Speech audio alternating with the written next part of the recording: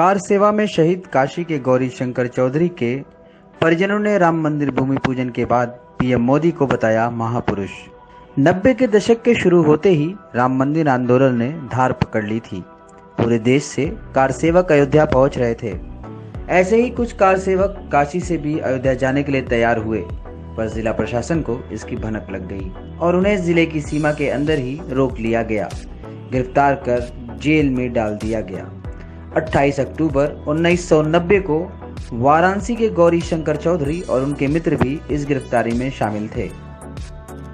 गौरी शंकर चौधरी और उनके साथियों को जेल में यातनाएं दी गईं, पर साहसी गौरी शंकर को जेल प्रशासन से उलझना मुश्किल में डाल गया। उन्हें गंभीर यातनाएं दी गईं और इलाज भी नहीं हुआ। जेल से रिहा होने के बाद दिल में राम मंदिर का सपना संजोए यह कार सेवक शहीद हो गया। 30 वर्षों बाद मंदिर का सपना प्रधानमंत्री नरेंद्र मोदी के हाथों से पूरा होना शुरू हुआ तो काशी के इस कार सेवक के घर खुशी का माहौल है। घर में श्री राम धुन के साथ लोग शहीद गौरी शंकर को पुष्प अर्पित कर रहे हैं।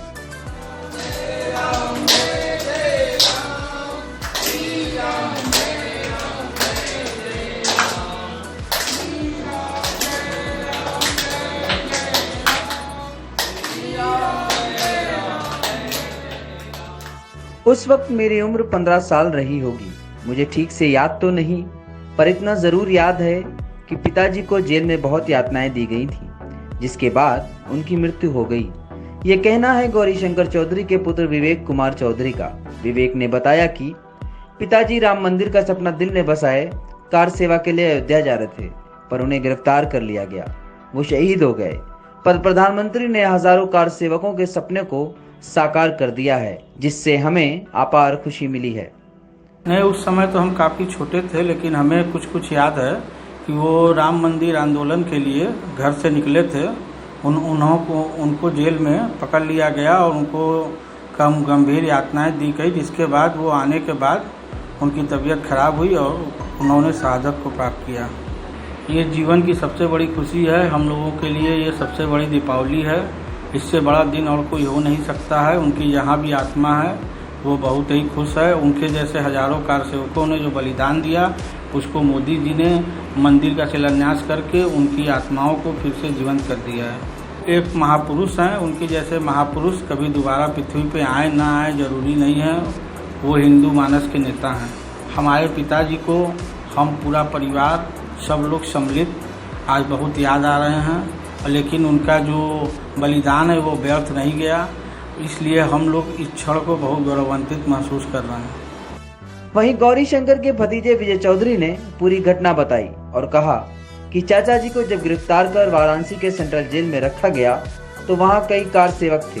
सभी को यातनाएं दी जाती थी, पर अदम्य साहसी चाचा जी हमेशा जेल अधीक्षक और अन्य कर्मचारियों से लड़ पड़ते, जिसका खामियाजा उन्हें अधिक यातनाएं खाकर झेलना पड़ा।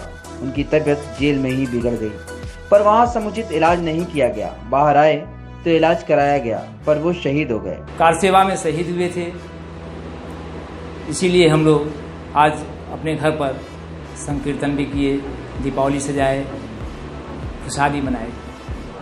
भगवान राम के लिए उन्होंने अपने जीवन को समर्पित किया था और शहादत दी थी। इसलिए हम लोगों के जीवन में इससे बड़ी खुशी कुछ नहीं हो सकती। अपार खुशी है जिसका हम शब्दों में वर्णन नहीं कर सकते। हम लोगों को काफी खुशी है, पूरे परिवार को। गौरी शंकर के परिजनों ने कहा कि आज हमारे लिए सच्ची दीपावली और सच्चा उत्सव है, क्योंकि आज हमारे पिताजी का सपना पूरा हुआ है। इस सपने को हमारे युग पुरुष, सांसद और प्रधानमंत्री नरेंद्र मोदी ने पूरा किया है। Bureau report, live VNS.